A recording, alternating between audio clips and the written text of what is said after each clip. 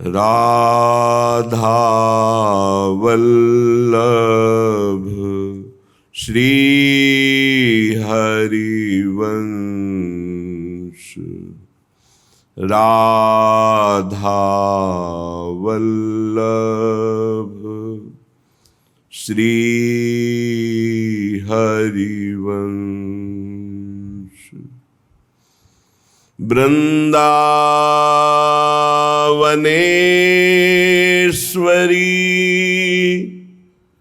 तवैव पदारविन्दम्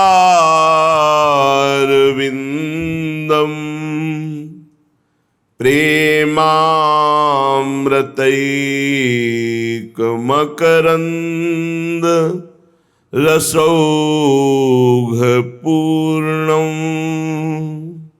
हृद्यर्पितं मधुपते स्मरतापमुग्रं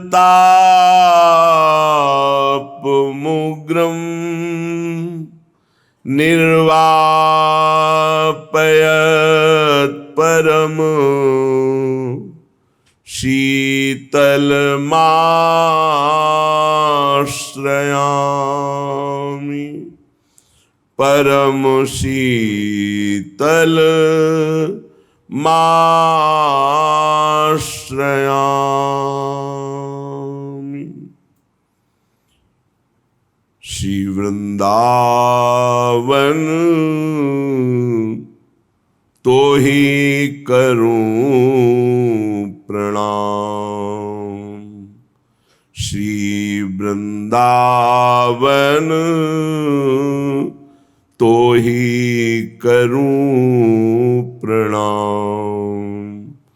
रंग भरी केली करत जहाँ नित नित रंग भरे श्यामा श्याम। रंग भरे श्यामा श्याम। श्री वृंदावन तो ही करूं प्रणाम। रंग भरो जमुना तीर सुहायो। रंग भरे राजत धाम। रंग भरी कुंजलता तरु पल्लव शोभाति अभिराम। श्री वृंदावन तो ही करूं प्रणाम। रंग भरे खग मृग रंग भरे द्रुमन पे टेरत राधा राधा नाम। रंग भरी ललित रागिनी गावत रंग भरी सहचरी बाम। तो ही करो प्रणाम। श्री वृंदावन तो ही करो प्रणाम। भोरी हृदय रंग में बोरो। भोरी हृदय रंग में बोरो। देहु प्रेम निष्काम। हे रंग भर श्यामा श्याम। देहु प्रीति निष्काम। श्री वृंदावन तो ही करूं प्रणाम। सबसे प्रथम परम धाम निज महल चैतन्य घन स्वरूप आनंद कंद को भी आनंद प्रदान करने वाला महामहिम श्री वृंदावन धाम आपको बार बार प्रणाम करते हैं। जहां प्रेम रंग में भरी हुई कुंजों में प्रेममयी केली रंग भरे श्यामा श्याम करते रहते हैं, जहां आसपास प्रेम स्वरूपा यमुना जी प्रवाहित है, जहां रंग भरे समस्त सहचरियां विराजती हैं, जहां अद्भुत अद्भुत प्रेम रंगमयी लताएं, तरु, पल्लव, पुष्प, भ्रमर, खग, मृग, पशु, पंछी सब, और सब जहां रंग भरे राधा राधा राधा ऐसा पुकारते रहते हैं।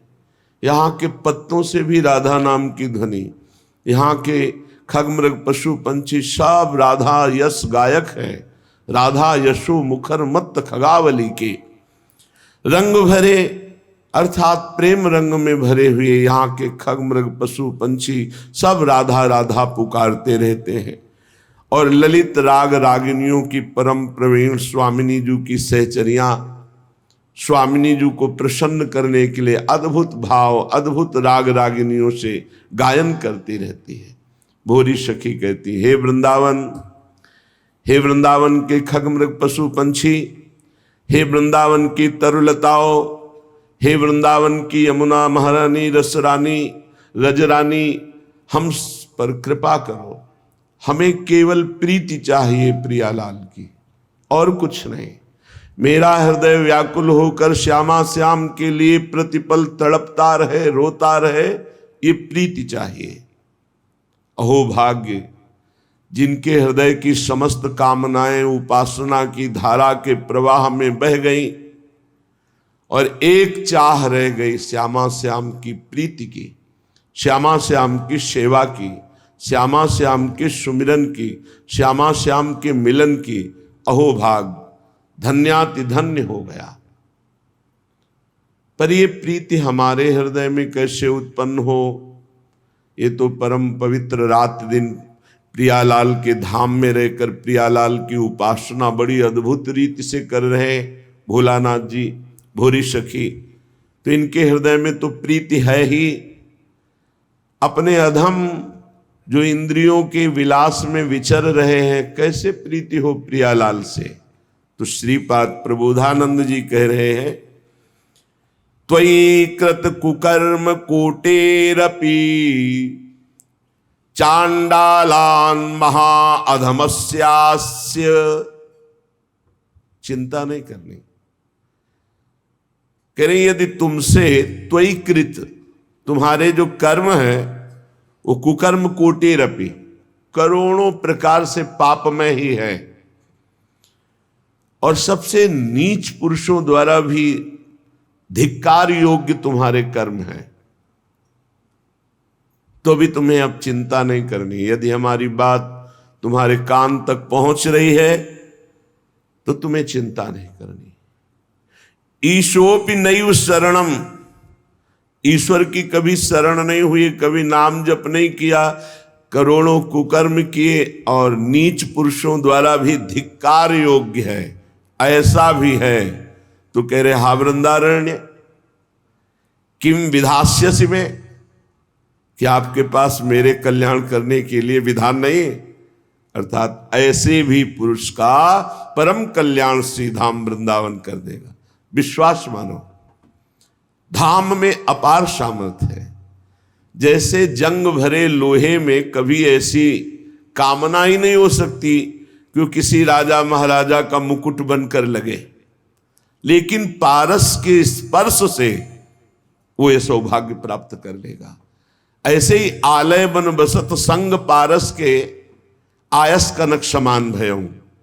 जैसे लोहा जंग भरा पारस के स्पर्श से स्वर्ण जैसा बनकर चमकने लगता है और आभूषणों के काम में आता है।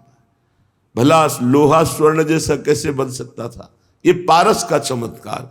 तो ये धाम का प्रभाव कि जो करोड़ों कुकर्म करने वाला वो नरक जाएगा, जो कभी भगवान का शरणागत नहीं हुआ, कभी भजन नहीं किया, केवल पापाचरण और नीच पुरुषों द्वारा भी धिक्कार योग, ऐसे कुछ कर्म हैं जिन कर्मों को नीच पुरुष भी धिक्कारते हैं कि धिक्कार है, यद्यपि मैं पापी हूं लेकिन ये मुझसे बड़ा पापी है, क्योंकि ये निकृष्ट कर्म कुछ ऐसे हैं जैसे बाल हत्या, सोते हुए पुरुष की हत्या, गर्भ हत्या, ब्रह्म हत्या, ये ऐसे बड़े बड़े पाप हैं जिन्हें नीच पुरुष भी कहते हैं इनको नरक में भी ठौर नहीं मिलेगी, अर्थात नारकी पुरुष भी उसको धिक्कारते हैं। यदि ऐसा भी पुरुष, ये कमाल की बात, चमत्कार की बात, धाम का आश्रय और वास स्वीकार कर ले तो श्रीपाद प्रश्नवाचक करते हैं वृंदावन से कि वृंदावन क्या आपके पास उसके कल्याण के लिए कोई विधान नहीं, अर्थात पक्का विधान है। धाम के वास मात्र से पहाड़ के पहाड़ पाप ऐसे भस्म होते हैं जैसे एक दिया सलाई लगा दे तो पहाड़ लगा हो रुई का तो वो भस्म हो जाता है। ऐसे धाम के वास से, धाम चिदानंद है, कोई जड़ देश नहीं है, ये चिदानंद है। जैसे प्रिया प्रीतम वैसे ही धाम, वैसे ही सहचरियां, वैसे ही लता खगमृग पशु पंछी यमुना जी सब ये चिदानंद वपु। अति दुर्लभ पद आसा वासाय साहितु दुर्घटा त्वयि में। यह सुनकर अब मेरे हृदय में दुर्लभ आशा जागृत हो गई, क्या? अखंड वृंदावन वास करूंगा। जब ये महिमा सुनी कि इंद्रियां जिसकी पापाचरणरत हैं, मन भी पापाचरणरत है, ऐसे गंदे आचरण की नीच पुरुष भी धिक्कार दे, कभी ईश्वर की शरण में नहीं हुआ, कभी चर्चा नहीं सुनी, कभी नाम जप नहीं किया, अगर ऐसा पुरुष भी वृंदावन वास करे अखंड, तो वृंदावन धाम उसे परम पद प्रदान कर देगा, इसमें कोई संशय नहीं। तो कह रहे हैं अति दुर्लभ पद आशा। अब हमारे हृदय में एक दुर्लभ आशा जागृत हो गई है कि मैं अखंड वृंदावन वासी बनूं, पर शाही तू दुर्घटा त्वयि में, किंतु मेरे जैसे के लिए तो बड़ा दुर्लभ है वृंदावन वास, क्योंकि न इंद्रियां पवित्र है, न मन पवित्र है, न व्यवस्था है। कैसे हो? कृत सर्वेंद्री शत्रुरहा, मेरी इंद्रियां ही मेरी दुश्मन है, मेरा मन ही मेरे दुश्मन है, गलत फंसा रहे हैं, गलत आचरण करवा रहे हैं। तो वृंदारण्य किम नुमे भविता, क्या वृंदावन मेरी आशा पूर्ण नहीं करेगा? मैं वृंदावन की शरण में हूं, अब तो वृंदावन ही मेरी आशा पूर्ण करेगा। सच्ची मानो, एक होता है व्यवस्था से वृंदावन वास, एक होता है वृंदावन की व्यवस्था से वृंदावन वास। बस केवल वृंदावन का आश्रय, तो आप देखो ये वृंदावन की व्यवस्था है, ये वृंदावन की व्यवस्था है। अगर अपनी व्यवस्था से रहते तो कितना बड़ा कर लेते, और वृंदावन की व्यवस्था से रहे तो देखो कैसे रख रहे। कोई भी ये मत सोचो कि मेरे पास व्यवस्था नहीं है तो वृंदावन कैसे व्यवस्था करेगा, जैसे हमारी की ऐसे करेगा, पक्का मान लो। पर भरोसा दृढ़, परीक्षा में पक्का। परीक्षा क्या? अब प्राण त्याग देंगे लेकिन वृंदावन नहीं छोड़ेंगे। संपूर्णता, जोर से हाथ पकड़ लिया कि अब तुम जाने की सोचोगे भी तो हम तुम्हें नहीं जाने देंगे, ऐसे वृंदावन प्रकटता है। ये कोई ना सोचे कि हमारी व्यवस्था नहीं तो वृंदावन कैसे बात। जिनके पास व्यवस्था है उनसे बढ़िया व्यवस्था वृंदावन करेगा। बस धैर्य रखो। किसान भी फसल बोता है तो 6 महीने में तैयार होती, सिंचाई और सब मेहनत कर। आप धैर्य रखो, थोड़ा ठोकरे खाओ, फुटपाथ का सेवन करो, इधर उधर जैसे समय व्यतीत करो, रो हा वृंदावन। फिर जिस दिन सुन लेगा वृंदावन, वो ऐसी भारी व्यवस्था करेगा, कोई त्रिभुवन में नहीं कर सकता ऐसी व्यवस्था। क्या? शरीरवास की व्यवस्था, भजन की व्यवस्था, प्रियालाल के मिलन की व्यवस्था, प्रियालाल के समीप पहुंचाने की व्यवस्था, अनंत जन्मों की बिगड़ी बना देता है श्री धाम वृंदावन। बड़ा कृपालु है।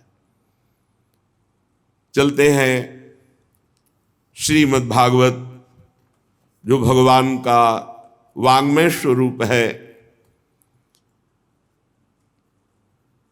सवेद धातु पदवीं परस्य दुरंत वीर्यस्य रथांग पाणे यो मायया संततयानुवृत्त्या भजेत तत्पाद सरोज गंधम। जो मुरली मनोहर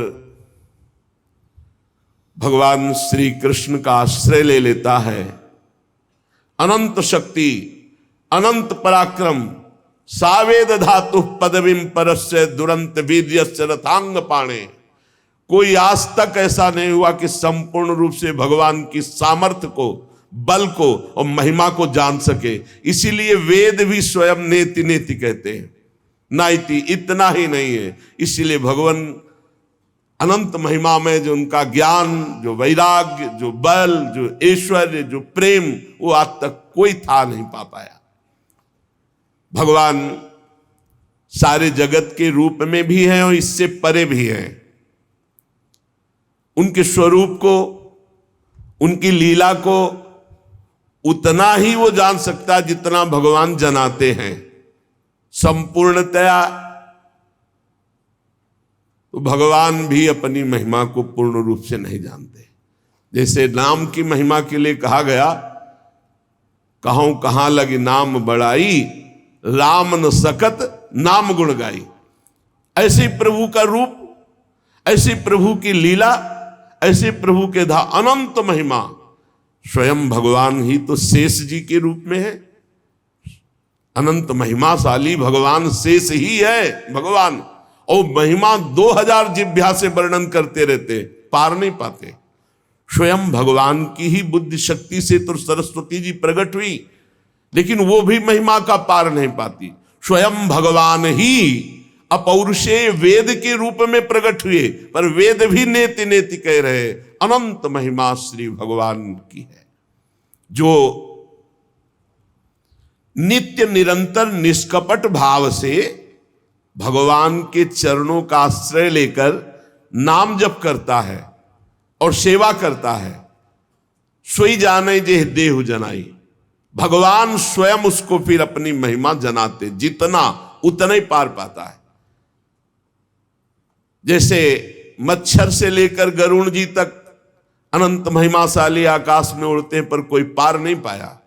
ऐसी अपनी अपनी बुद्धि के अनुसार, भगवत प्रदत्त बुद्धि के अनुसार भगवान की लीला महिमा, नाम महिमा, धाम महिमा, गुण महिमा, रूप महिमा का सब ऋषियों ने गान किया, पर इतना ही है ऐसा नहीं, अनंत महिमा है।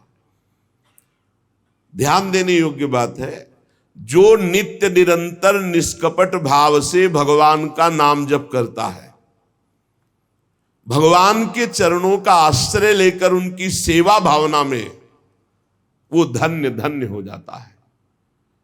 अनंत महिमा, अनंत पराक्रम, अनंत ज्ञान, अनंत प्रेम, ऐसे भगवान उसके अधीन हो जाते हैं जो निष्कपट भाव से, मोहि कपट छल छिद्र न भावा, निष्कपट भाव से भगवान के लिए भगवान का भजन करना, इसे निष्कपट भाव कहते हैं। सरल शब्दों में, भगवान से कुछ चाहना ये अलग बात हो गई, भगवान को चाहना ये अलग बात हो गई।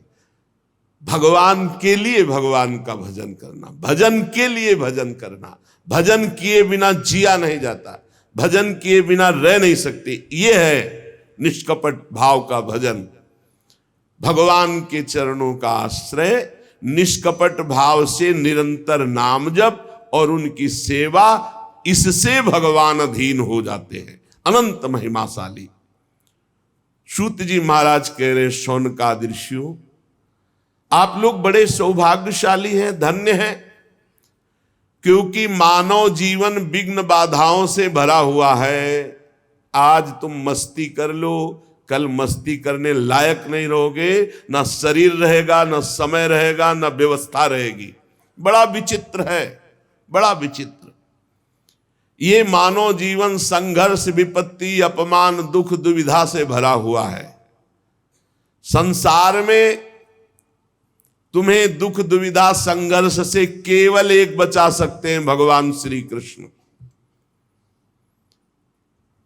क्योंकि उन्हीं से ये प्रचंड माया शक्तिशाली है, उन्हीं की शक्ति से। तो जो अनिर्वचनीय प्रेम भगवान से प्राप्त हो गया तो ना दुख, ना दुविधा, ना संघर्ष, ना विपत्ति, सब आनंदमय हो जाता है। पर ये प्रेम नाम जापक, भगवद आश्रित, भगवत सेवा परायण, उसी को प्राप्त होता है। 3 बातें खास: भगवान का आश्रय, नित्य निरंतर नाम जप और भगवत सेवा। बढ़िया बढ़िया आनंदमय जीवन हो जाएगा, परमानंदमय जीवन। फिर इस जन्म मरण रूपी संसार के भयंकर चक्र में तुम्हें नहीं आना पड़ेगा। सूत जी महाराज कह रहे, हे ऋषियों, आप बड़े सौभाग्यशाली हैं, आपका जीवन धन्य है। 3 बातें पकड़ लो, पकड़ लो। निष्कपट भाव से निरंतर भगवान नाम जप और दृढ़ भगवान के चरणों का भरोसा, और जो भी कर रहे हो ये भगवान की सेवा, अपने कर्तव्य को भगवान की सेवा, बढ़िया। उसे फिर इस संसार चक्र में, जन्म मरण के चक्र में नहीं आना पड़ता। बैठा लो हृदय में। हे ऋषियों, ऋग्वेदी शौनक जी और 88,000 ऋषि ये सब बैठे हुए। ये जो हम आपको सुना रहे हैं, ये भगवान श्री सुखदेव जी ने परीक्षित जी को सुनाया है। शौनक जी ने कहा, महाराज किस स्थान पर ये कथा श्री सुखदेव जी ने परीक्षित जी को सुनाई, कारण क्या था? मुनि श्रेष्ठ श्री कृष्ण द्वैपायन भगवान व्यासदेव जी ने इस परमहंस संहिता की रचना की। श्री सुखदेव जी महाराज तो बड़े योगी, समदर्शी, भेदभाव रहित और संसार निद्रा से जगे हुए महापुरुष हैं। वो प्रायः ऐसे छिप करके चलते हैं कि लोग उनको पागल समझते हैं। बड़ी ऊंची स्थिति श्री सुखदेव जी महाराज की। एक बार जब व्यास जी पीछे पीछे जा रहे थे सुखदेव जी के, तो वहां नदी में कुछ युवतियां स्नान कर रही थी। तो आगे सुखदेव जी दिगंबर निकले तो उनको कोई लज्जा नहीं आई, पर वस्त्र पहने जब व्यास जी निकले तो सब झट से बाहर आकर वस्त्र धारण कर लिया। आश्चर्यचकित होकर के व्यास जी ने उन युवतियों से पूछा, ऐसा भेद क्यों? मेरा जवान पुत्र 16 वर्ष की अवस्था दिगंबर, तुम्हें कोई संकोच नहीं, लेकिन मेरे को वयोवृद्ध को देख करके, वस्त्र धारण किए हुए को देखकर लज्जा क्यों? तो उनका, महाराज आपकी ज्ञान दृष्टि अमोघ है, पर आपकी दृष्टि में अभी स्त्री पुरुष है, परंतु आपकी पुत्र की दृष्टि में ब्रह्म के सिवा कुछ नहीं है। इसलिए मुझे कोई लज्जा संकोच नहीं हुआ, और आपकी दृष्टि में स्त्री पुरुष है इसलिए लज्जा लगी और हमने वस्त्र धारण किया। व्यास जी से ऊंची स्थिति श्री सुखदेव जी महाराज की। तो ये ऐसे महापुरुष कैसे परीक्षित जी के पास पहुंच गए और कथा सुनाए? क्योंकि ऐसे उच्च कोटि की अवस्था को प्राप्त, जो अवधूत वेश में पहचाने ही न जा सके, तो कुरजांगल देश में जाना, हस्तिनापुर में, फिर वहां जड़वत व्यवहार वाले महापुरुष को पहचान लेना, पांडवनंदन राजर्षि परीक्षित, ऐसा सौभाग्य कैसे उदय हुआ कि महान परमहंस श्री सुखदेव जी उनको उपदेश दिए। महाभाग मैं सुनना चाहता हूं। श्री सुखदेव जी गृहस्थों के घरों में अगर कभी भिक्षायाटन के लिए गए तो बहुत विनय करने पर उतनी देर रुके जितनी देर गाय दुही जाती, इससे ज्यादा कभी नहीं रुके।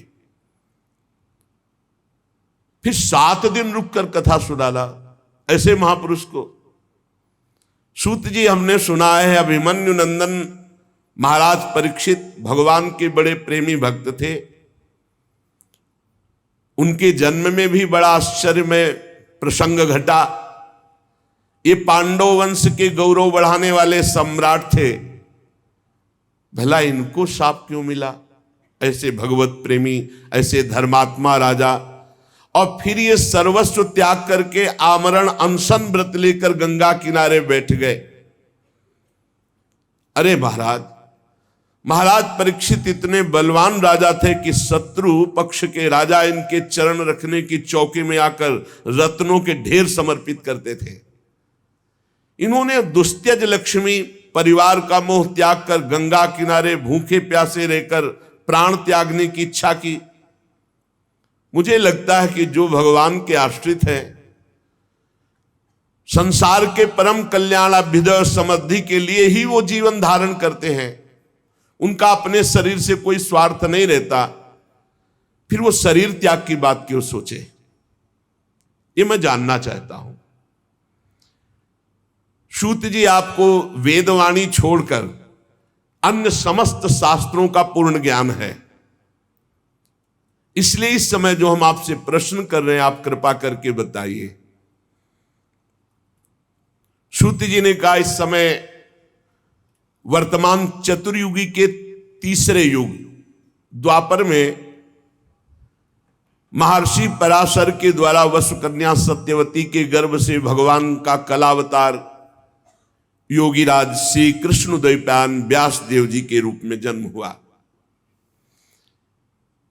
भगवान व्यास देव जी सूर्योदय के समय सरस्वती के पावन जल में स्नान करके फिर एकांत स्थान पर बैठे हुए थे। भगवान व्यास देव जी भूत भविष्य वर्तमान सब कुछ ऐसे देखते हैं, वर्तमान की तरह, जैसे हथेली पे आंवला रखा हो चारों तरफ देख सके, ऐसे वो अनंत ब्रह्मांडों को देख सकते हैं। वो भूत भविष्य वर्तमान तीनों कालों के ज्ञाता है। बड़ी दृष्टि अचूक थी। उन्होंने देखा कि ये कलयुग सबकी बुद्धि भ्रष्ट करेगा, भगवत प्राप्ति में बाधा पहुंचा देगा, धर्म का ह्रास हो जाएगा, धर्म संकरता फैल जाएगी, वस्तुओं का पवित्रता और उनमें जो जीवनी शक्ति वो सब ह्रास होती चली जाएगी, संसार के लोग श्रद्धाहीन होते चले जाएंगे, सब शक्ति रहित होते चले जाएंगे, सबकी बुद्धि कर्तव्य का क्या ठीक ठीक निर्णय करने में असमर्थ हो जाएगी। ये कलयुग वर्ण और आश्रम व्यवस्था को भंग कर देगा। देख लो कर रहा है। लोगों की भाग्यहीनता बढ़ती चली जाएगी। दिव्य दृष्टि से देखकर संसार का कैसे मंगल हो, यह विचार। महापुरुषों का हृदय एक बात में ही केवल दुखी होता है कि कैसे संसार भगवत प्राप्त हो जाए, कैसे जीव दुख से पार होकर आनंद समुद्र भगवान में डूब जाए। व्यास जी सोच रहे कि वेदोक्त चातुर्होत्र कर्म लोगों का हृदय शुद्ध करने वाला है। इस दृष्टि से हमने यज्ञों का विस्तार किया। एक वेद के 4 भाग किए, ऋग्वेद, यजुर्वेद, सामवेद, अथर्ववेद। इतिहास पुराणों की रचना की जो 5वां वेद।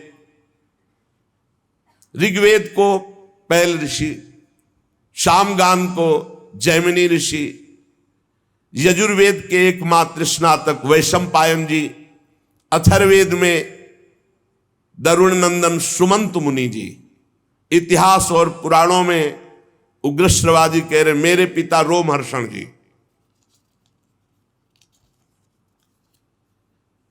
इन सब का मैंने विभाग किया। व्यासदेव जी सरस्वती नदी के किनारे बैठे चिंतित हो रहे हैं,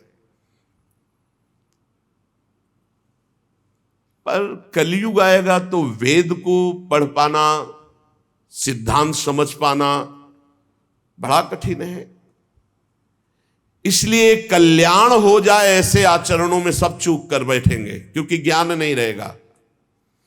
अब उनका भी कल्याण हो जाए जिनकी ज्यादा बुद्धि काम नहीं करती, मन चंचल है, इंद्रियां भोगों में लगी हैं, भगवान व्यास देव जी ने विचार किया, वेदों का सार हमने पूरे महाभारत में रख दिया। कोई ऐसा सूत्र नहीं, कोई ऐसा श्लोक नहीं, किसी भी ज्ञान वैराग भक्ति का जो महाभारत में न रचा गया हो, सब कुछ है। पूरी शक्ति लगा करके हमने जीवों के कल्याण के लिए महाभारत की रचना की। फिर भी आज मेरे मन को शांति नहीं मिल रही। ऐसा लग रहा है कि सहज सरल मार्ग भी जगत के कल्याण के लिए हमने प्रकट नहीं किया। व्यास जी मनी मनी ऐसा विचार करके बड़े खिन्न हो रहे हैं। व्यास जी सोच रहे मेरी खिन्नता कब कैसे मिट सकती है। मैंने निष्कपट भाव से ब्रह्मचर्य व्रत धारण किया, वेदों का स्वाध्याय, गुरुजनों का, अग्नियों का सम्मान, महाभारत के रूप में पूरा वेद का रहस्य खोल दिया। मैं ब्रह्म तेज से संपन्न हूं और समर्थ हूं, फिर भी आज खिन्नता क्यों? हमें लगता है कि भगवान को प्रिय, भगवान की प्राप्ति कराने वाला सहज सरल मार्ग हमने अभी प्रकाशित नहीं किया, इसलिए मेरा हृदय खिन्न हो रहा है। भगवान व्यास देव जी इस प्रकार जब खिन्न होकर सोच ही रहे थे, तेही देखा वीणा की झनकार करते हुए नारायण नारायण देवर्षि नारद जी। देवर्षि नारद जी को आया देखकर व्यास जी खड़े हो गए और देवर्षि नारद जी का पूजन किया। सुखपूर्वक वीणा पाणी भगवान नारद जी को विराजमान किया, पूजन किया। व्यास जी की तरफ देखकर नारद जी ने कहा, व्यास जी आपका शरीर एवं मन दोनों कर्म और चिंतन से संतुष्ट है ना? आपके शरीर से कर्म और आपके मन से चिंतन दोनों सही है ना? क्योंकि आपका इस समय खिन्न अवस्था दिखाई दे रही, या आपका चिंतन या कर्म, इसी से खिन्नता उदासीनता होती है। दोनों सही है ना? आपकी तो जिज्ञासा पूर्ण हो चुकी, आप ब्रह्मबोध संपन्न महापुरुष हैं। आपने जगत कल्याण के लिए महाभारत की रचना की, वेद का विभाग किया, सब सूत्र खोल दिए महाभारत में। सनातन ब्रह्म तत्व को भी खूब विचारा है आपने, जाना है, अनुभव किया है। फिर आपका जो आज हम दर्शन कर रहे हैं ठीक नहीं लग रहा। ये अकृतार्थ पुरुष की तरह आप खिन्न क्यों दिखाई दे रहे हैं? व्यास जी ने कहा, आपने मेरे विषय में जैसा देखा ठीक वैसा ही मैं खिन्न हूं। मेरा हृदय संतुष्ट नहीं है सब करके, पता नहीं क्या कारण है। हे देवर्षि नारद, आपका ज्ञान अगाध है, आप साक्षात ब्रह्मा जी के मानस पुत्र हैं, इसलिए मैं आपसे अपनी खिन्नता का कारण जानना चाहता हूं। आप सूर्य की भांति तीनों लोकों में स्वच्छंद भ्रमण करते हैं, कहीं रोक टोक नहीं। योग बल से आप प्राणवायु के समान सबके भीतर अंतःकरणों में क्या हो रहा है जान सकते हैं, सबके साक्षी। योगानुष्ठान नियम द्वारा परब्रह्म और शब्द ब्रह्म दोनों की पूर्णता ये आप में है। इसलिए आप कृपा करके बताइए कि मेरा मन खिन्न क्यों है? भगवान व्यास जी ने कहा। नारद जी ने कहा, व्यास जी एक शब्द में बोल दूं? आपने बहुत घुमा घुमा कर सब चर्चाएं की, लेकिन सीधी भगवत प्राप्ति की, भगवान की चर्चा नहीं की। जो एक मात्र भगवान की चर्चा, जो भगवान की प्राप्ति करा दे। इसलिए भवतानुदित प्रायम यशो भगवतो अमलम ये नई वासौ न तुष्येत मन्ने तद्दर्शनम खिन्नम। आपके दर्शन की खिन्नता का कारण मैंने जान लिया। आपने एकमात्र सहज ऐसा उपाय नहीं रचा जिससे भगवान की महामहिमा का गान करते हुए भगवत प्राप्ति हो जाए। आपने धर्म का, अर्थ का, काम का, मोक्ष का, सब का वर्णन किया। वेदांत मोक्ष का है, लेकिन श्री कृष्ण प्रेम प्राप्ति, श्री कृष्ण की सहज में प्राप्ति, ऐसी महिमा का वर्णन थोड़ा थोड़ा वर्णन सब है। महाराज जिस वाणी से, चाहे वो रस भाव अलंकार आदि से युक्त क्यों न हो, जगत को पावन करने वाले भगवान श्री कृष्ण का यश गान नहीं होता, वो वाणी अपवित्र मानी जाती है, वो सुनने योग्य नहीं है। मानसरोवर के कमनी कमल वन में विहार करने वाले हंसों की भांति भगवत धाम में विहार करने वाले भगवत चरणारविंदाश्रित परमहंस कभी ऐसी वाणी नहीं सुनते। इसके विपरीत, जिसमें सुंदर रचना भी नहीं है, दूषित शब्द भी है, परंतु जिसका प्रत्येक शब्द भगवान श्री कृष्ण से जुड़ता है, वह वाणी जिसके कान में पड़ेगी सारे पापों का नाश कर देगी। क्योंकि संत पुरुष ऐसी ही वाणी का आदर करते हैं, श्रवण करते हैं, गान करते हैं, कीर्तन करते हैं। जिस निर्मल ज्ञान का आपने वर्णन किया, जिससे मोक्ष की प्राप्ति हो जाती है, यदि भगवान से प्रेम न हो, भगवान की प्रेम लक्षणा भक्ति उदित न हो, तो वो ज्ञान किस काम का।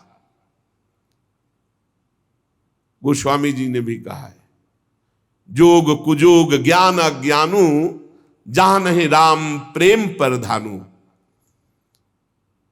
महाराज जो साधन सिद्धि दोनों दशाओं में अमंगल रूप है, वो कामना काम्य कर्म, जो भगवान को अर्पण नहीं किया गया, ऐसा निष्काम कर्म, ये सब व्यर्थ है, भगवान से संबंधित। महाभाग व्यास जी, आपकी दृष्टि अमोघ है, आपकी कीर्ति पवित्र है, आप सत्य परायण दृढ़ व्रत हैं, इसलिए आप संपूर्ण जीवों को कैसे बंधन मुक्त किया जाए, इसलिए खिन्न है। वो होगा केवल अचिंत शक्ति भगवान श्री कृष्ण के लीला चरित्रों का गायन और श्रवण करने से। जो मनुष्य भगवान के नाम और रूप लीला गुण धाम के सिवा और कुछ बोलना चाहता है, उसी समय माया उसे फांस लेती है। सेवक जी महाराज कह रहे हैं, तब सुख हरिवंश गुण नाम रसना रटत, और बहुवचन अति दुख दानी। हानि हरिवंश के नाम अंतर परे, लाभ हरिवंश उच्चरत बानी। उसी समय दुख घेर लेगा जब भगवत चर्चा के सिवा प्रपंच की बात करोगे, फंसा लेगा। कोई न कोई अपराध वाणी का बन जाएगा, किसी की निंदा, किसी की अवहेलना।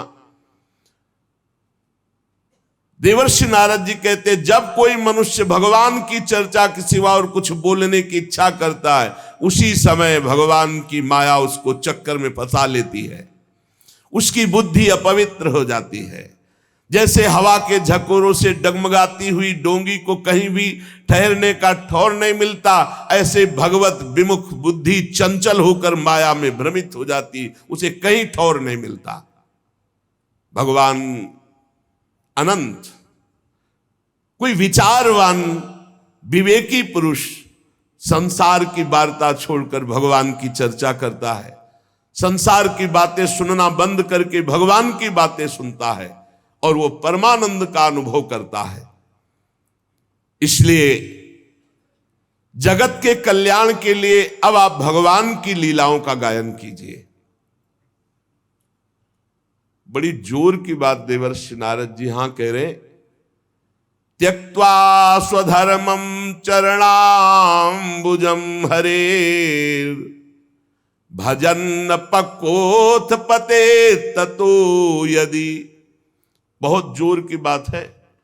यत्र क्वा वा भद्रमभूदमुष्य, किंको वार्थ आप तो भजताम स्वधर्मतः। जो अपने धर्म का त्याग करके भगवान की शरण में हुआ, मर गया, कोई भजन साधन नहीं बना। जैसे आज सुना आपने, और शाम तक शरीर पूरा हो गया, कोई भजन साधन नहीं बना। भजन न तो परिपक्व हुआ न साधन बना, तो बोले क्या उसका मंगल हो सकता है? अभी कोई साधना नहीं बनी, कोई भजन परिपक्व नहीं हुआ, क्या मंगल हो सकता है? नहीं, इतने मात्र से भगवत प्राप्ति, भगवान की शरण में हो। त्यक्त्वा स्वधर्मम चरणाम्बुजम हरेर। ये बात समझना होगा कि अब तो सर्वधर्मान परित्यज्य मामेकम शरणम व्रज।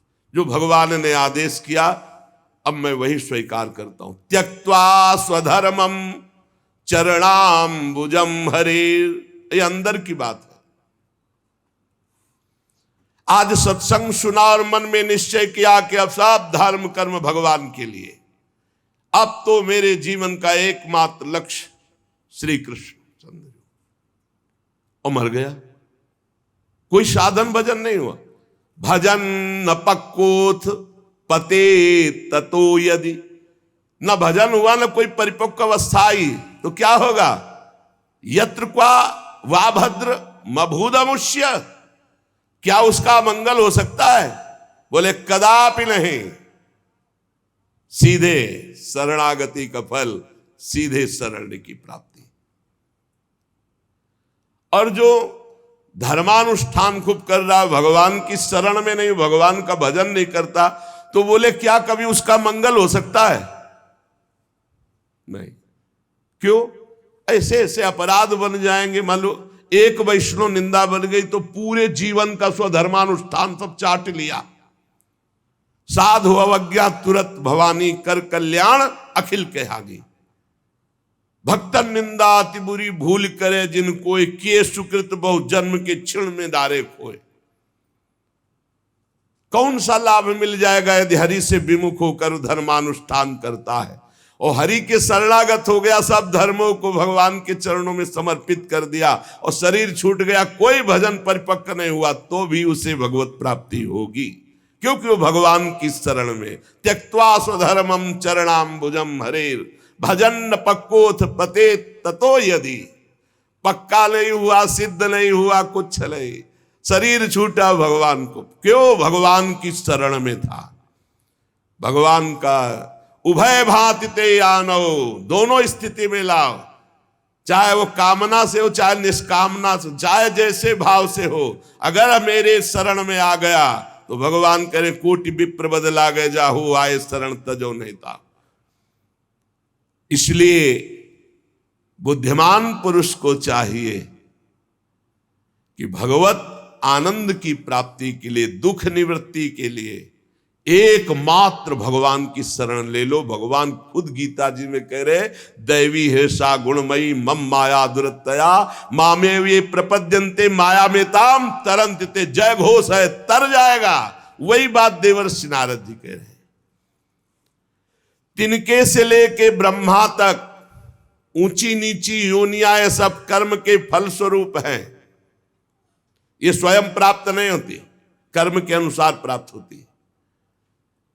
लेकिन भगवान की शरण में हो जाए तो शरण मात्र से भगवत प्राप्ति, माया मुक्ति। शरण हो जाए, हृदय से हो जाए। संसार के विषय सुख में तो चीटा चीटी पशु पक्षियों को भी वही भोग सुख मिल रहा है जो तुम मनुष्य शरीर में, कर्म के अनुसार सब। लेकिन इस कर्म के चक्र से निकाल करके परमानंद की अनुभूति, ये तो त्यक्त्वा स्वधर्मम चरणाम्बुजम हरेर, ये भगवान श्री कृष्ण के चरणों के आश्रय से होगी। बहुत ध्यान देने योग्य बात है, इससे बहुत पुष्टता होती है। व्यास जी भगवान श्री कृष्ण के चरणों का आश्रय ले लिया, शरणागत हो गया वो जन, पर उसमें बुरा भाव अंदर अभी है। बहुत बहुत जोर की बात है। तो भी वो संसार में जन्म मृत्यु के चक्र में नहीं आएगा। ना वही जनो जातु कथन चना ब्रजेन मुकुंद सेव्य न्यवदंग संस्कृतिम स्मरन मुकुंदांग्युपगूहनम पुनर् विहातुमिच्छेन्न रसग्रहो यतः। बड़ी बात है, बड़ी बात है, इसी से मस्ती आती है। भगवान श्री कृष्ण के चरणारविंद का शरणागत सेवक हो गया और उसमें दैवात बुरा भाव है, बुरा भाव, धर्म विरुद्ध आचरण। तो बोले क्या वो अन्य मनुष्यों तरह दुर्गति को प्राप्त होगा? बोले ना, वो जन्म मृत्यु संसार में नहीं आएगा। ये है हमारे प्रभु की रात न प्रभु चित चूक किए की, करत सुरत सहवार ही की जय घोष है।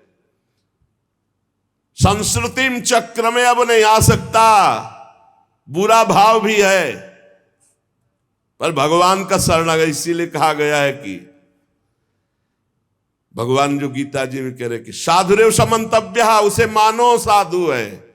साधु को साधु मानने के लिए नहीं कहा जाता, जो साधु नहीं है उसको साधु मान। मेरी शरण में आ गया पिचेत्सु दुराचारो भजते माम अनन्य भाग, साधुरेव समंतव्य सम्यक व्यवसिता ऐसा। अब वो दुराचारी गति को नहीं जाएगा, वो मेरे को प्राप्त होगा। यह है भगवान की शरणागति। ओहो, सब सिद्धांत एक तरफ, भगवान की करुणा एक तरफ। व्यास जी जो भगवान श्री कृष्ण के चरणारविंद की शरण में आ गया,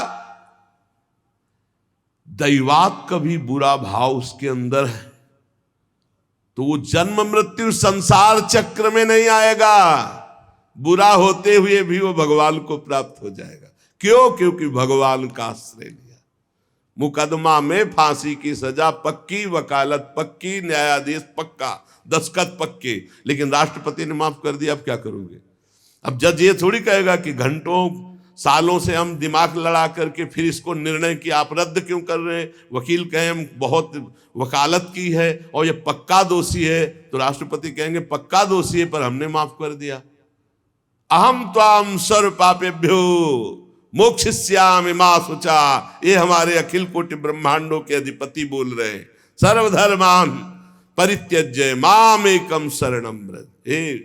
छाती फूल जाती है बात सुनकर।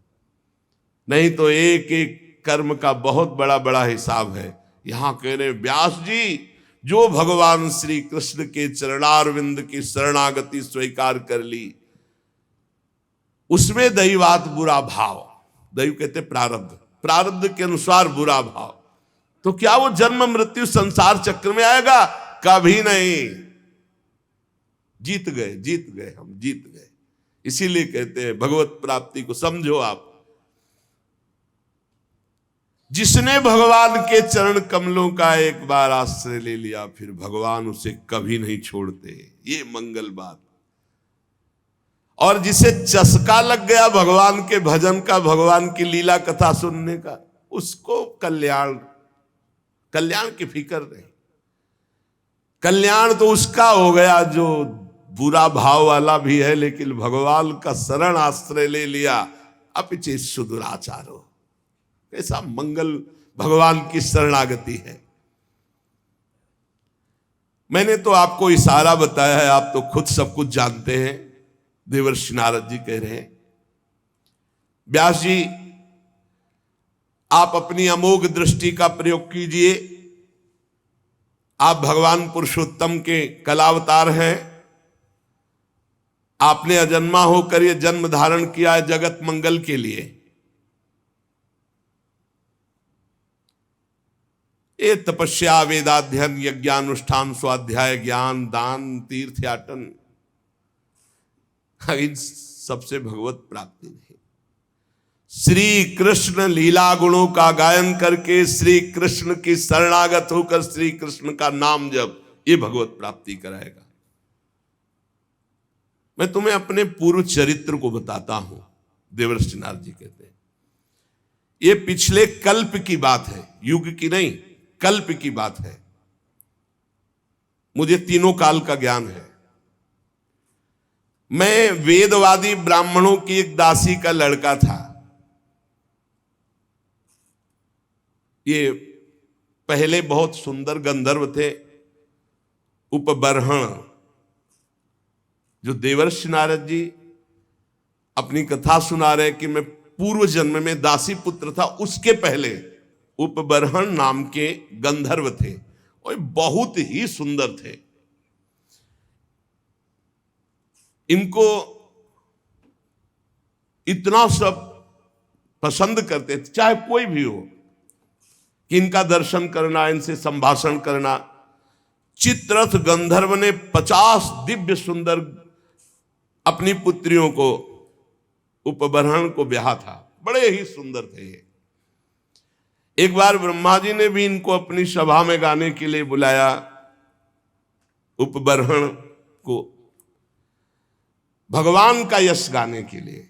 अब ये उस सभा में तो गए, बहुत रूपवान थे, जो देखे लुभायमान हो जाए। तो ये भगवान का यश न गा करके जो अप्सराएं और सब, तो रूप सौंदर्य सांसारिक गाने लगे। ब्रह्मा जी गए, सभा में बुलाए गए हो, हरि यश गान करने के लिए तुमने सांसारिक रूपों का गायन किया, इसलिए तुम दंड के अधिकारी हो, जाओ नीच योनि को प्राप्त हो। तुम्हें गर्व है अपने इस रूप का, जाओ तुम नीच योनि को प्राप्त हो। शाप सुनते तत्काल शरीर क्षीण हो गया, नष्ट हो गया। और ये कालांतर में द्रुमिल गोप की पत्नी कलावती के गर्भ से प्रकट हुए। किसी कारण से द्रुमिल गोप जब पधार गए तो कलावती इनको एक लेकर, साधु सेवी ब्राह्मण थे, उनके यहां दासी भाव से रहकर इनका पालन पोषण करने लगी। तो वही कह रहे हैं कि मैं पिछले कल्प के अपने पूर्व जीवन में वेदवादी ब्राह्मणों की एक दासी का लड़का था। वर्षा ऋतु में चातुर्मास जैसे चल रहा है, तो महात्मा जन एक स्थान पर 4 महीने टिकते, प्रायः ऐसा था। पहले से वो स्थान देख लेते थे कि जहां 4 महीना भिक्षा मिलेगी, और वो 4 महीना वर्षा में एक जगह रहते थे। वो जब देव उत्तिष्ठिनी एकादशी आती है, तब फिर सब चातुर्मास पूर्ण करके भ्रमण करते थे। तो ऐसा ही उन ब्राह्मण के यहां चातुर्मास करने बड़े महात्मा जन आए। तो उन ब्राह्मण ने मुझको, मेरी बाल्यावस्था थी, देवर्षि नारद जी कह रहे, उन संतों की सेवा में नियुक्त कर दिया।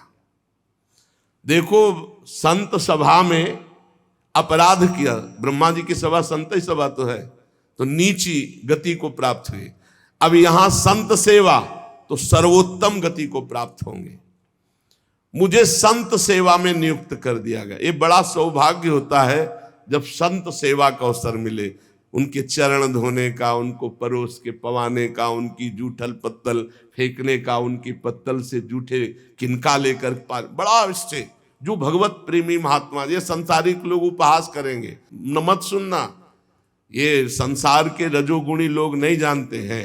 बातुल भूत विवश मतवारे, ये ते नहीं बोले बचन विचारे, तिनकर कहा सुने नहीं काना। अहो भाग्य, संतों का चरणामृत मिले, संतों की जूठी पत्तल से एक एक कण उठा के पाने का। आप खुद अनुभव करके देख लेना कैसा हृदय होता, रोने का मन होगा प्रभु के लिए जब संतों की जूठन मिलेगी। यद्यपि मैं बालक था, पर मैं संतों के सामने बहुत सौम्य होकर रहता, चंचलता नहीं करता। बालक था इसलिए हमारी इंद्रिय विषय भोग संबंधी कोई चेष्टा ही नहीं थी, और खेल कूद में मेरी रति नहीं थी। तो संत मुझे बहुत पसंद करते, क्योंकि शांत भाव रहना, उनकी आज्ञा में रहना, उनकी सेवा में। तो सब संत हमें सेवा देते, ए पानी ले आ, ए ऐसा। मेरा शील स्वभाव देखकर समदर्शी सब संतों ने हम पर बड़ी कृपा की।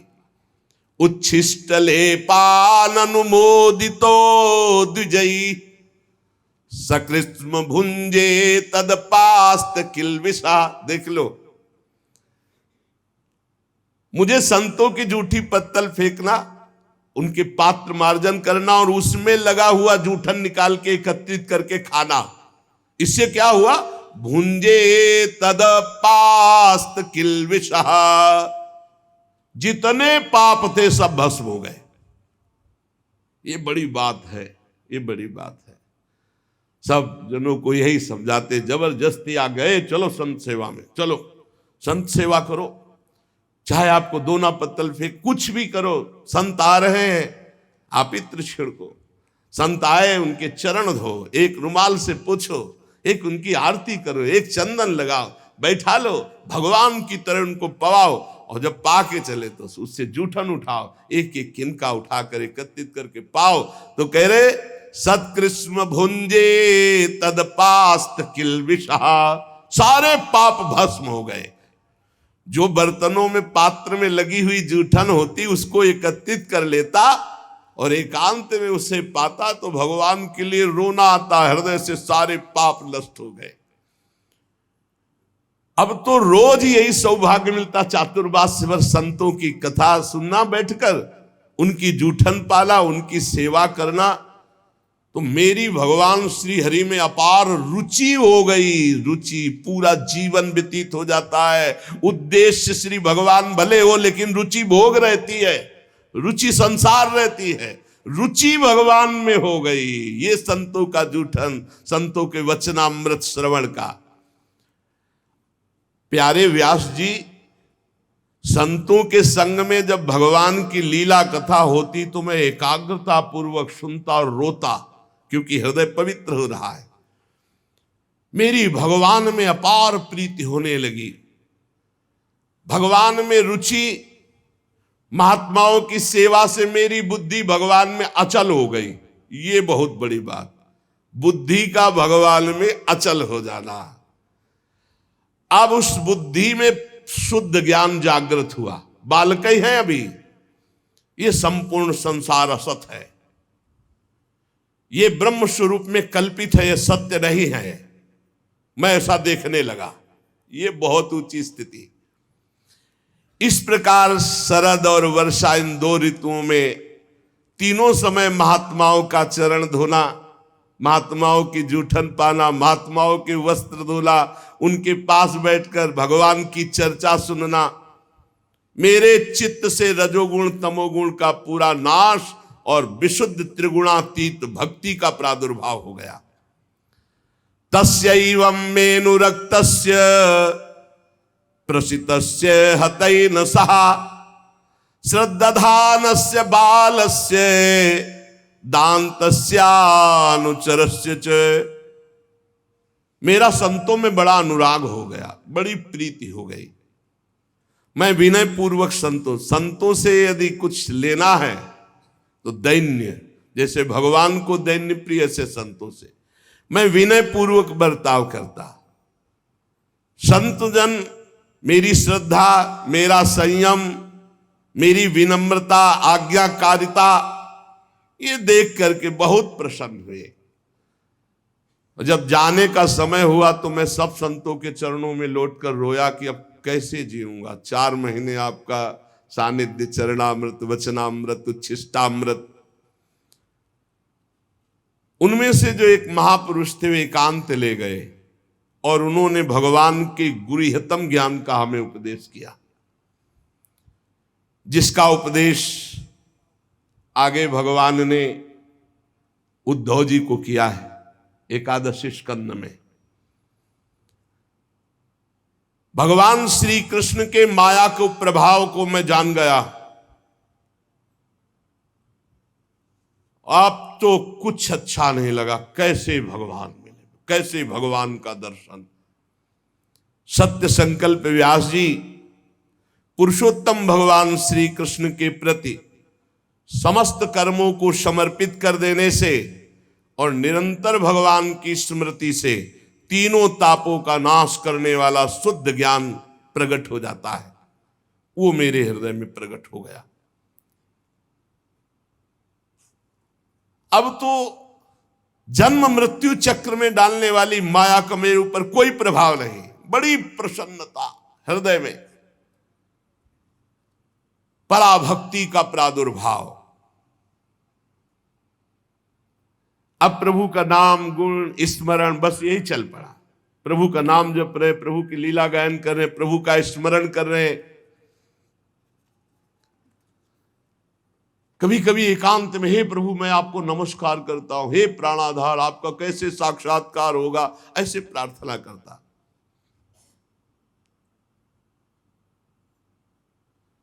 अब मुझे संतों की कृपा से ब्रह्म ज्ञान और पराभक्ति भाव रूपा दोनों का परिचय प्राप्त हो गया था। व्यास जी ने कहा, नारद जी जब वो ज्ञानोपदेश देने वाले महात्मा जन चले गए तब फिर आपने क्या किया?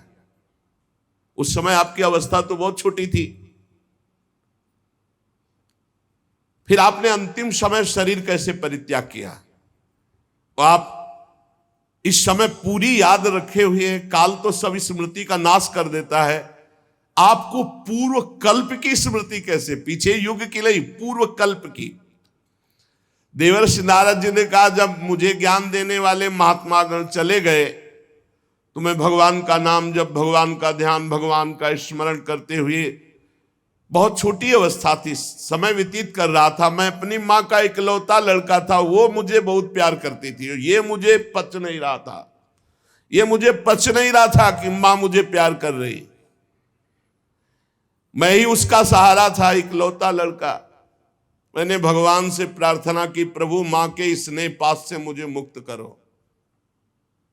देखो, जननी जनक बंद सुत दारा, तन धन धाम सुहृद परिवारा, सबकी ममता ताग बटोरी, मम पद मनई बांध बर डोरी। मेरी योग क्षेम की चिंता मां बहुत करती, हर समय खाया कि नहीं खाया, ऐसा वैसा, और ये मुझे बहुत अखरता क्योंकि मेरे ध्यान में विक्षेप पड़ता। कठपुतली जैसे नचाने वाले की इच्छा के अनुसार नाचती है। भगवान व्यासदेव जी से देवर्षि नारद जी कहते, संसार चक्र जिनसे चलता है वो ईश्वरों के ईश्वर भगवान श्री कृष्ण। मैंने भी सोचा भगवान का जब विधान कोई होगा तभी मुक्त हो पाऊंगा। अभी 5 वर्ष की अवस्था थी, मुझे देश काल का कुछ ज्ञान नहीं था। एक दिन मुझे सूचना मिली कि मेरी मां गौ दूहने के लिए घर से बाहर निकली थी, रास्ते में सर्प ने, काले सर्प ने डस लिया। अब सर्प का क्या दोष, पैर छू गया होगा, काल की प्रेरणा, उसने डस लिया। मां पधारी, मैंने सोचा महामंगल हो गया।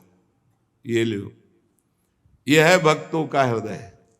महामंगल में जोई जोई प्यारो करे, सोई मोहि भावे। अब तो कोई रोक टोक नहीं ना, कोई प्यार कर। भक्तों को डर किससे लगता है जानते हो? नफरत करने वालों से नहीं, प्यार करने वालों से। जो भगवान के प्रेमी जन होते हैं वो अपमान, तिरस्कार, निंदा करने वालों से कभी डरते नहीं, लेकिन प्यार करने वाले से डरते हैं। श्रद्धावान जो हो, कहीं हमारी चित्त वृत्ति इधर न चली जाए। नारद जी ने कहा, महामंगल, महामंगल, बड़ा अनुग्रह है, और चल पड़े उत्तर दिशा की ओर। बस चलते ही गए, नगर, गांव, देश, खाने, खेड़े, नदी, इन सबको पार करते हुए आगे देखा बड़ा शीतल जल, जो जलाशय विशाल है, कमल खिले हुए हैं, पक्षी कुहुक रहे, भौरे मड़रा रहे। बालक 5 वर्ष का अकेला ही इतना लंबा मार्ग तय करके, नरकट, बांस, सेठा, कुश, कीचक, ऐसे जंगल में, वहां सांप, उल्लू, सियार, भयंकर जीवों का घर, पर मुझे भय नहीं लगा क्योंकि मैंने जान लिया था कि वही होगा जो श्री कृष्ण रचे हैं। मुझे जोर से प्यास लगी थी, बालक था ही, इंद्रियां शिथिल हो गई थी, भूखा भी था। अब उस बढ़िया सरोवर में स्नान किया और जलपान किया, थकावट मिट गई। पास में देखा विशाल एक पीपल का वृक्ष था, वहीं जाकर आसन लगाया और बैठ गया। भयावह जंगल, पर जैसा संत महात्माओं ने मुझे बताया था भगवान का स्वरूप, वैसे ही मन ध्यान करने लगा। एकांत भक्ति भाव वशीकृत चित्त द्वारा जे भी आर्त भाव से भगवान को पुकारा, मेरे नेत्रों में आंसू, शरीर में रोमांच और भाव में भगवान प्रकट हो गए। भगवान ये व्यास जी उस समय मुझे कैसे तुम्हें बतावें जो आनंद प्रकट हुआ भगवान के प्रकट होने पर। रोम रोम पुलकित हो गया, हृदय शीतल शांत हो गया, आनंद की बाढ़ आ गई और मुझे तनिक भी ध्यान नहीं रहा मैं कौन हूं, कहां हूं, कैसा हूं। भगवान का ऐसा सुंदर रूप, मेरा मन लुभायमान हो गया। बस अभी आनंद ले ही रहा था कि सहसा रूप अंतर ध्यान हो गया। अब तो आसन से उठ खड़ा हुआ, विकल हो गया, चिल्ला चिल्ला कर रोने लगा। बहुत बार आसन लगाया, ध्यान धरने की चेष्टा की, पर वो रूप नहीं आया। बार बार विकल होकर भगवान को पुकारा, अब इस रूप के बिना मैं जी नहीं सकता। अतृप्त हो गया, अशांति बढ़ गई, कैसे प्रभु का रूप अब दोबारा देखे। वन में भटकने लगा तो आकाशवाणी हुई, खेद है, इस जन्म में अब तुम दोबारा दर्शन नहीं कर सकते। अध कचरे योगी को मेरा दर्शन असंभव। ये मैंने तुम्हारा चित्त लुभायमान करने के लिए अपनी तरफ से दर्शन दिया है।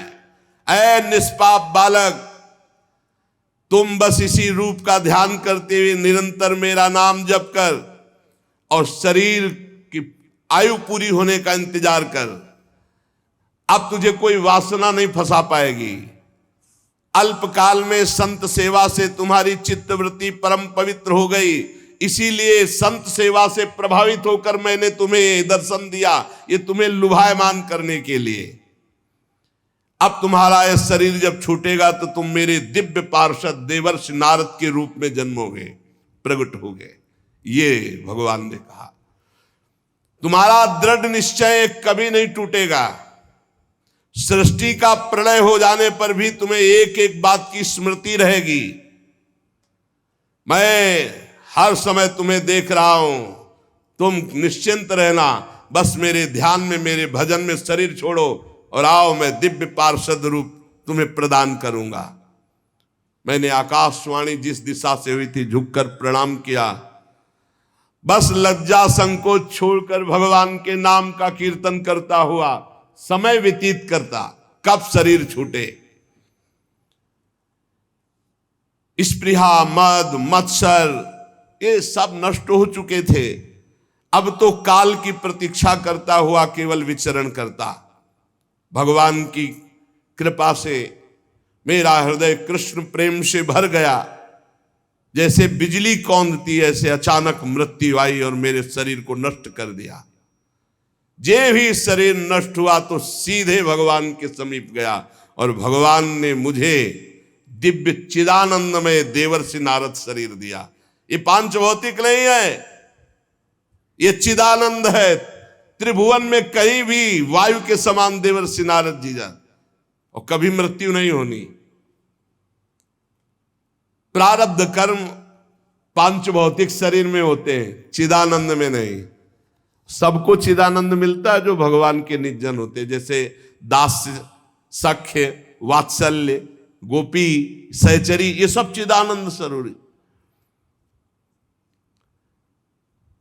जब भगवान नारायण कारणों प्रणयकालीन समुद्र के जल में शयन करते हैं, उस समय भगवान ब्रह्मा जी सारी सृष्टि को समेट के, जैसे दुकानदार अपनी पूरी दुकान को समेट के घर जाता है, ऐसे सब समेट के भगवान की श्वास के साथ उनके उदर में जाके पूरी सृष्टि लेके शयन करते हैं। 1000 चतुर्युगी बीत जाने पर जब ब्रह्मा जी जगते तब सृष्टि करने के लिए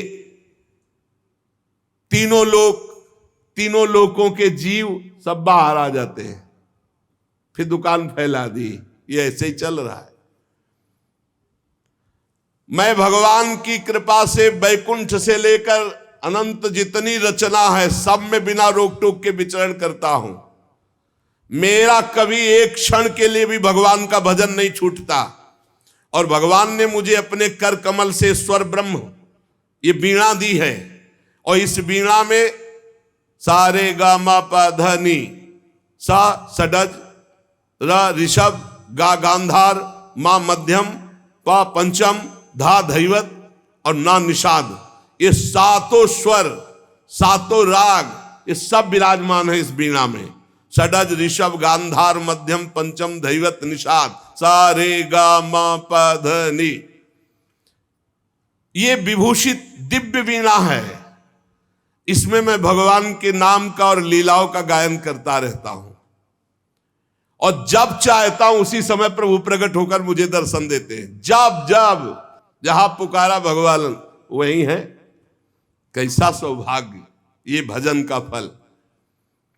तुरंत बुलाने पर तुरंत आकर भगवान हमें दर्शन देते। देवर्षि नारद जी कहे तुरंत। आहूत यु में शीघ्रम दर्शनम याति चेतसी, हे कृष्ण, तो उसी समय, जिस समय पुकारा, तो कह रहे हैं आहूत यु में शीघ्रम दर्शनम याति चेतसी, उसी समय शीघ्रता पूर्वक भगवान आते हैं। जिन लोगों का चित्त निरंतर विषय भोगों की कामना से आतुर हो रहा है, उनके लिए बात समझना भी बड़ा कठिन होगा। लेकिन यदि वो भी नाम जप करने लगे, भगवान की लीलाओं का गायन करे, तो मेरा अपना अनुभव है कि इसी से उनको भगवत प्राप्ति हो जाएगी। ये काम और चोट, लोभ की, मोह की, क्रोध की, ऐसी बार बार दे रहे हृदय में। भगवान के नाम जप से और लीला गायन से जैसी शांति मिलती, वैसी किसी और साधना से नहीं। बार बार इस बात को पकड़ लो। यम नियमादि योग मार्गों से वैसी शांति नहीं मिलती। व्यास जी, आप निष्पाप हैं। आपने मुझसे जो कुछ पूछा था वो अपने जन्म और साधन का रहस्य और आपकी आत्मतुष्टि का उपाय मैंने बतला दिया। श्री सूत जी कहते हैं, शौनकादि ऋषियों, देवर्षि नारद जी व्यास जी से इस प्रकार कहकर जाने की अनुमति ली और वीणा में तान छेड़ते हुए, स्वच्छंद विचरण करते हुए भगवान का नाम गुण। नारद जी हर समय भगवान का नाम, वो धन्य भाग है उस महाभागवत को जिसकी जिह्वा पे नाम चल रहा है। आहा अहो देवर्षि धन्योयम यत कीर्तिम सारंग धन्वना, गायन माद्यन निदम तंत्र्या रमयत्यातुरम जगत। हर समय वीणा में नारायण नारायण नारायण नारायण और भगवान की लीलाओं का गायन। धन्य है ये देवर्षि नारद जो सारंग पाणी भगवान श्री हरि की कीर्ति, उनका नाम हर समय आनंद मगन होकर गाते हैं और त्रिभुवन में जिधर जाते हैं उधर मंगल करते हैं, त्रिताप का नाश करते हैं। श्री शौनक जी ने पूछा, सूत जी, सर्वज्ञ एवं सर्वशक्तिमान भगवान व्यास देव जी ने जब नारद जी का ये वचन सुना, फिर उनके चले जाने पर उन्होंने क्या किया? श्री सूत जी ने कहा, ब्रह्म नदी सरस्वती के पश्चिम तट पर शाम्याप्रास नामक एक आश्रम है। वहां ऋषियों के यज्ञ चलते ही रहते हैं। वहीं व्यास जी का अपना आश्रम है। उसके चारों ओर बेर का सुंदर वन है। उस आश्रम में बैठकर उन्होंने आचमन किया, बद्रीवन, और स्वयं अपने मन को समाहित किया। उन्होंने भक्ति योग के द्वारा अपने मन को पूर्णतया एकाग्र और निर्मल करके आदि पुरुष परमात्मा और उनके आश्रय में रहने वाली माया को देखा, जिस माया से मोहित होकर ये जीव तीनों गुणों से अतीत होने पर भी अपने को त्रिगुणात्मक मान लेता है और इस मान्यता के कारण भारी दुख भोगता है, जन्म मरण आदि। इस अनर्थों की शांति का साक्षात साधन है केवल भगवान का निरंतर चिंतन। पकड़ो, संपूर्ण माया से बचने का एकमात्र उपाय है निरंतर भगवान का भजन, निरंतर चिंतन।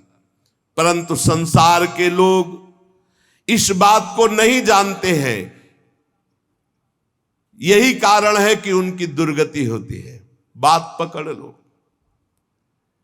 इसीलिए बहुत सरल भावों से भगवान की महिमा, भगवान के सिद्धांत जिसमें भरे पड़े हैं, ऐसे श्रीमद् भागवत की संहिता की रचना की भगवान व्यास देव जी ने।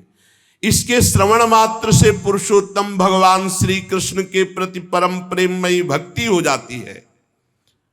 जो निरंतर भगवान की भक्ति से हृदय भरा रहता है, उसका परिचय होता है कि निरंतर भगवत स्मरण परायण। भक्ति का क्या स्वरूप है? देवर्षि नारद जी ने बताया, तदर्पिता अखिलाचारिता तद्स्मरणेन परम व्याकुलते थे। हर समय भगवान के स्मरण में इतना मगन है कि स्मरण छूटने का आभास मात्र हो जाए तो परम व्याकुल हो जाए, और हर आचरण भगवान को समर्पित, यही परम भक्ति योग है। जो ये भक्ति योग धारण करता है तो उसका शोक नष्ट हो जाता है, मोह नष्ट हो जाता है, भय नष्ट हो जाता है, विकार नष्ट हो जाते हैं, वो निर्विकार हो जाता है। इस महान भागवत संहिता को अपने प्रिय श्री सुखदेव जी को पढ़ा, क्योंकि यही अधिकारी दिखाई दिए भगवान व्यास देव जी को। शौनक जी ने पूछा, सुखदेव जी तो अत्यंत निवृत्ति परायण है, वो आत्मा में रमण करते रहते हैं, उनको पढ़ने लिखने का ग्रंथ अभ्यास का कैसे भाव आ गया? 18,000 श्लोक पढ़े कैसे? वो तो अपने स्वरूप में रमण करते हैं। श्री सूत जी ने कहा, जो लोग वास्तविक ज्ञानी हैं, जिनकी अविद्या की गांठ खुल गई है, ऐसे आत्माराम पुरुष भी भगवान श्री कृष्ण की हेतु रहित भक्ति किया करते हैं, क्योंकि भगवान के गुण ही ऐसे हैं। भगवान के गुण बड़े बड़े सिद्ध आत्मारामों को भी आकर्षित कर लेते हैं। श्री सुखदेव जी तो भगवान के भक्तों के अत्यंत प्रिय और स्वयं भगवान वेद व्यास के पुत्र हैं। भगवान के गुणों ने उनके हृदय को अपनी ओर खींच लिया और वो विवश होकर के श्रीमद् भागवत का अध्ययन किया। आपने प्रश्न किया था कि महाराज परीक्षित ने राज्य लक्ष्मी त्याग करके क्यों गंगा किनारे आमरण अनशन व्रत लिया। जिस समय महाभारत युद्ध में कौरव और पांडव दोनों पक्षों के बहुत से वीर गति को प्राप्त हो चुके थे, भीमसेन की भयंकर गदा के प्रहार से दुर्योधन की जंघा टूट चुकी थी, तब अश्वत्थामा गया नजदीक और कहा, प्रिय मित्र, अब मैं तुम्हारा सेनापति हूं, तुम्हारी जरूर कमर टूट गई है, लेकिन तिलक करो, अब जितने बचे हैं मैं पांडवों से सबका विनाश करूंगा। ऐसा ही हुआ। वो अपने स्वामी दुर्योधन का प्रिय कार्य समझकर जितने सो रहे थे सबको काट डाला था अश्वत्थामा ने। बहुत से वीर बचे थे, बहुत से वीरों को रात्रि में सोते समय सबको, धृष्टद्युम्न आदि सबको, और ये द्रौपदी के पुत्रों को पांडव समझकर काटा था। और ये भगवान ने बचाव पक्ष किया, पांडवों को उठा करके अपने शिविर की तरफ ले गए और वहां द्रौपदी के पुत्र सोए हुए थे, तो समझा कि ये पांचों पांडव, क्योंकि ज्यों के त्यों वैसे ही महारथी थे, ये सोते हुए सबको काट डाला। द्रौपदी के 5 पुत्रों के सिर काट करके दुर्योधन के पास लाया और कहा, मैं पांडवों का सर ले आया, देखो। तो उनका भीम का सर लाओ। तो भीम का सर, भीम के जो पुत्र थे उन 5 में उनका दिया, जे भी दबाया तो फट गया उनका हेड। भीम का सर ऐसा नहीं होता। तब देखा कि ये तो पुत्र, अब तो कहा है, तुमने तो हमारा सर्वनाश कर दिया, हमारे वंश का ही विनाश कर दिया। अरे हमारी दुश्मनी पांडवों से थी, तुम सोते हुए द्रौपदी के पुत्रों को क्यों मार डाला। बड़ी निंदा की अश्वत्थामा की। जेवी द्रौपदी को पता चला, वो तो अत्यंत दुखी हो गई, उनकी आंखों में आंसू बहने लगे। अर्जुन ने उनको सांत्वना दी, कल्याणी सावधान, तुम वीर माता हो, पर मैं तुम्हारे आंसू तभी पोंछूंगा जब उस आताताई का सिर गांडीव धनुष से काट कर तुम्हारे सामने रखूंगा, तब तुम उस पर पैर रखकर अपने पुत्रों की अंत्येष्टि क्रिया करना। अर्जुन ने ऐसी बात कही। भगवान श्री कृष्ण से कहा, चलो सारथी बनो और मैं कवच धारण करता हूं, और भयानक गांडीव धनुष की प्रत्यंचा चढ़ाकर गुरुपुत्र अश्वत्थामा को मारने के लिए दौड़े। अपराधी तो था ही, सोते हुए, ये वीर पुरुष का लक्षण नहीं, सोते हुए को नहीं, सावधान करके युद्ध करके मारा जाता है। ये तो बहुत निंदनीय कर्म। तो निंदनीय कर्म से बड़ा भयभीत था अश्वत्थामा। जब देखा कि भगवान श्री कृष्ण सारथी और रथी अर्जुन और गांडीव में प्रत्यंचा चढ़ाकर ललकारते हुए आ रहे हैं, तब प्राणों की रक्षा के लिए भागा। जहां जहां भागा वहां वहां भगवान श्री कृष्ण रथ को, उसने देखा कि अब तो मारा गया मैं, तो अपने बचाव के लिए एकमात्र साधन ब्रह्मास्त्र का संधान किया, द्रोणाचार्य जी द्वारा प्रदत्त। लेकिन ब्रह्मास्त्र संधान करना सिखाया था, वापस करना नहीं। इसको वापस करना अर्जुन को सिखाया था। योग्य शिष्य पुत्र से भी अधिक प्यारा होता है। ब्रह्मास्त्र लौटाने की विधि उसे नहीं मालूम थी, पर प्राण संकट आ गया तो तत्काल आचमन किया और ध्यानस्थ होकर ब्रह्मास्त्र का संधान किया। ब्रह्मास्त्र तुरंत प्रचंड तेज, अब तो सीधे अर्जुन की ओर ब्रह्मास्त्र। अर्जुन जी ने हाथ जोड़ा और भगवान श्री कृष्ण से कहा, श्री कृष्ण तुम सच्चिदानंद स्वरूप परमात्मा हो, मैं जानता हूं तुम्हारी शक्ति अनंत है।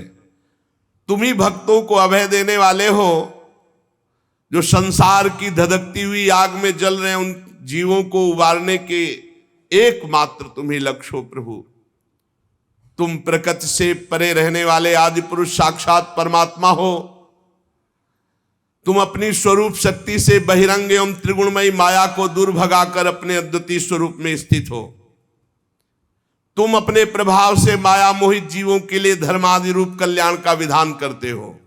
हे प्रभु, ये आपका अवतार पृथ्वी का भार हरण करने के लिए, अनन्य प्रेमी भक्तजनों की रक्षा के लिए, उनके चिंतन के लिए, हे सुप्रकाश परब्रह्म परमात्मा श्री कृष्ण, देखो ये भयंकर तेज मेरी ओर आ रहा है। ये मुझको बिल्कुल पता नहीं कि क्या है और ये क्या करेगा। भगवान ने कहा, डरो मत, ये अश्वत्थामा का चलाया हुआ ब्रह्मास्त्र है। वो प्राण संकट उपस्थित होने पर इसका प्रयोग तो कर दिया, पर लौटाना नहीं जानता। और इस ब्रह्मास्त्र को कोई दूसरा अस्त्र दबा सके, ऐसा आज तक कोई अस्त्र निर्माण नहीं हुआ। तुम शास्त्र विद्या के पारंगत हो, तत्काल आचमन करो और ब्रह्मास्त्र को शांत करने के लिए ब्रह्मास्त्र का ही प्रयोग करो। अर्जुन विपक्षी वीरों के मारने में बड़े प्रवीण थे। भगवान की बात सुनकर आचमन किया और भगवान की 4 परिक्रमा की और ब्रह्मास्त्र के निवारण के लिए ब्रह्मास्त्र का ही संधान कर दिया। अब दोनों ब्रह्मास्त्र जब भयंकर प्रलयाग्नि प्रकट हो गई, जब दोनों ब्रह्मास्त्र टकराए, प्रजा जलने लगी। सबने समझा मानो प्रलयकालीन समय आ गया है। भगवान ने इशारा किया तो दोनों ब्रह्मास्त्र को शांत करके अर्जुन ने वापस कर लिया। क्योंकि अर्जुन को देखो, द्रोणाचार्य जी ने अश्वत्थामा को ये विद्या नहीं सिखाई, ये अर्जुन को सिखाई। फिर अर्जुन क्रोध से लाल होकर दौड़ पड़े और अश्वत्थामा को जाकर पकड़ लिया, जैसे कोई बलवान पशु को बांध लेता है, ऐसे बांध लिया और उठा कर लाए और रथ के पीछे के हिस्से में पटक दिया अश्वत्थामा को। भगवान श्री कृष्ण जी भी बहुत कुपित हो रहे थे। कहा, अर्जुन इसको छोड़ना बिल्कुल नहीं, इसने रात में सोए हुए निरपराध बालकों की भी हत्या की है। धर्मवेत्ता पुरुष, असावधान, मतवाले, पागल, सोए हुए बालक, स्त्री, शरणागत, रथहीन, पागल आदि को कभी नहीं मारते। महत अपराध है, ऐसा नहीं मारना चाहिए। और इसने वो सब कर डाला। ये दुष्ट है, क्रूर है। ये जीता रहेगा तो और भी महान पाप करेगा। मेरे सामने तुमने द्रौपदी से प्रतिज्ञा की थी कि जिसने तुम्हारे पुत्रों का वध किया उसका सिर उतार कर लाऊंगा। ये आताताई है, वध किया है। इसने अपने स्वामी दुर्योधन को भी दुख पहुंचाया। अर्जुन देख रहे थे कि भगवान बड़ी मुस्कुराहट के साथ आज्ञा दे रहे हैं, इसका मतलब कुछ रहस्य है। भगवान बार बार कह रहे हैं आताताई है, इसको मार डालो। भगवान रथाग्रह, अर्जुन रथी पथ पे, पीछे अश्वत्थामा बंधा हुआ। अश्वत्थामा को पशु की तरह बांधकर निंदित कर्म करने से बहुत खिन्न उदास द्रौपदी जी ने जे ही ऐसा देखा तो उन्होंने कहा नहीं नहीं, हमारे गुरु पुत्र का ऐसा अपमान नहीं होना चाहिए। नमस्कार, अश्वत्थामा को प्रणाम किया और कहा तत्काल बंधन मुक्त करो। गुरु पुत्र का इस प्रकार अपमान बिल्कुल नहीं। हे अर्जुन, रहस्य सहित सारे धनुर्वेद, उनका उपसंहार जिन गुरुदेव ने दिया वही गुरुदेव ही अपने आत्म पुत्र के रूप में विराजमान, हमको गुरु के समान इसका आदर करना है। द्रौपदी जी ने कहा नहीं नहीं, जैसे मैं आज दुखी हो रही हूं ऐसे इसकी मां कृपी भी दुखी होगी, मैं नहीं चाहूंगी, छोड़ दो इसे, छोड़ दो। आर्यपुत्र तुम धर्मज्ञ हो, गुरु वंश का कभी अपमान नहीं किया जाता। गुरु वंश की सदैव पूजा करनी चाहिए, चाहे जितना भारी पाप बन जाए, कभी दंड नहीं देना चाहिए, कभी व्यथा नहीं पहुंचानी चाहिए। मैं दुखी हो चुकी, अब मैं और किसी को दुखी नहीं करना चाहती। इसकी माता दुखी हो ये मैं नहीं चाहूंगी। जो उच्छृंखल बलवान से भी चाहे जितना बड़ा बलवान हो, यदि वो गुरुकुल का अपमान करता है, गुरु वंश का अपमान करता है, तो शोकाग्नि के द्वारा वो एक न एक दिन भस्म हो जाता है। द्रौपदी की बात धर्म और न्याय के अनुकूल थी, बिल्कुल कपट नहीं, करुणा और ममता से भरी थी। अतएव राजा युधिष्ठिर जी ने भी इन बातों का अनुमोदन किया। नकुल, सहदेव, सात्यकी, अर्जुन, भगवान श्री कृष्ण वहां उपस्थित सभी नर नारियों ने द्रौपदी की प्रशंसा की। भीमसेन ने कहा कि ये सब बातें एक तरफ रखो, जिसने सोते हुए बच्चों को काट डाला, ना अपने लिए ना अपने स्वामी के लिए, बल्कि व्यर्थ में मार डाला, तुम सब हटो, इसे घूंसे से मार डालता हूं अभी। भीमसेन ने, भगवान ने द्रौपदी की भी बात सुनी, भीमसेन की बात सुनी, अर्जुन की तरफ देख करके कहा, भगवान श्री कृष्ण बोले अर्जुन मेरी दोनों आज्ञाओं का पालन करो। द्रौपदी की भी बात रह जाए और भीम की भी बात रह जाए। शास्त्र में दो आज्ञा है, आताताई को मार डालना चाहिए कोई भी हो, और एक आज्ञा है कि कितना भी पतित नीच हो पर ब्रह्म ऋषि की हत्या नहीं करनी चाहिए। मेरी आज्ञा का पालन करो। अर्जुन भगवान के हृदय की बात ताड़ गए, तलवार निकाली, अश्वत्थामा के सिर के बाल मूड़ दिए, ब्रह्ममणि थी उसको निकाल लिया, श्रीहीन तत्काल हो गया, ब्रह्म तेज रहित हो गया। रस्सी से उसके बंधन खोले और अपमानित करके निकाल दिया, जा तुझे जीवन दान देते हैं। ये सबसे बड़ा अपमान मृत्यु तुल्य ही होता है। मूड़ देना, धन छीन लेना, कठोर वचन करके धक्का कर मारकर बाहर निकाल देना, यही मृत्यु तुल्य दंड भी है और मारा भी नहीं, दोनों बातें हो गई। अब अंत्येष्टि क्रिया अपने पुत्रों की पांडवों ने की, जलांजलि अर्पित की, गंगाजल में स्नान किया। भगवान श्री कृष्ण और धौम्य आदि मुनियों ने पवित्र इतिहास सुनाकर उनको सांत्वना प्रदान की।